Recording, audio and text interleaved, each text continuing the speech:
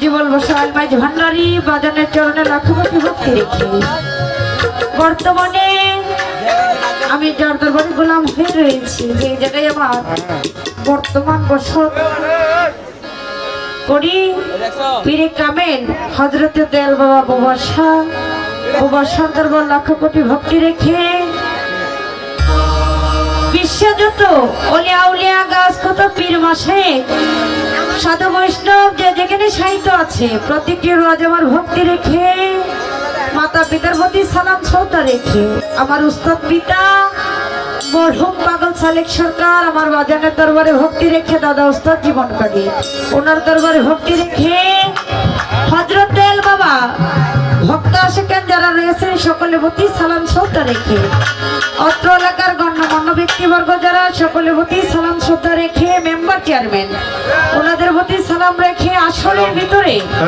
মই মুরব্বি বাবাজিরা সকলের প্রতি সালাম রেখে মা বোনদের প্রতি সালাম রেখে তাল সংগীতে যারা আছেন ওনাদের প্রতি সালাম রেখে এবং বাংলাদেশের দুজন প্রখ্যাত শিল্পী বাউল আনোয়ার সরকার আমার বাবারই ছাত্র, এক হচ্ছে গুরু ভাই আর এক হচ্ছে আমার মামা, তো মামার প্রতি সালাম শ্রদ্ধা রেখে আরেকজন প্রখ্যাত বাউল শিল্পী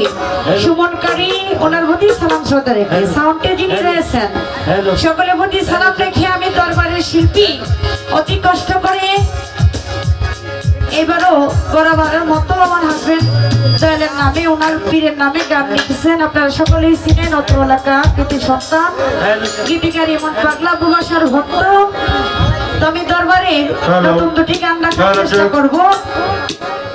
আশা করি গানগুলো শ্রবণ করবেন। যদি আমার কথাই শুনে ছন্দ কোনো প্রকারে ভুল ত্রুটি হয়, কেননা মানুষ মধ্যে ভুল হতে পারে, কারো মেয়ে হিসেবে কারো ছোট বোন হিসেবে ক্ষমা সে দেখবেন। সকলের প্রতি সালাম, আসসালামু আলাইকুম ওয়া রাহমাতুল্লাহি ওয়া বারাকাতুহু।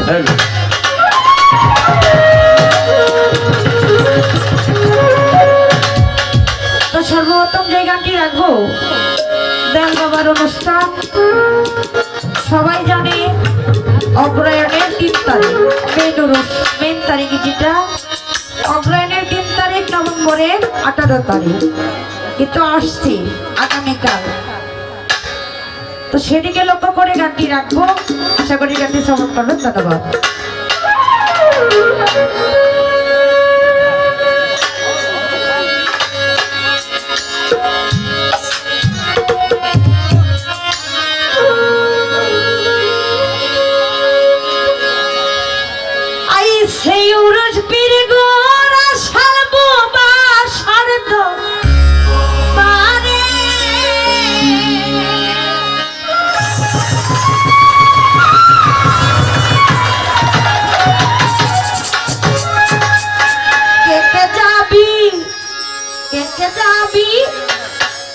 কে যাবি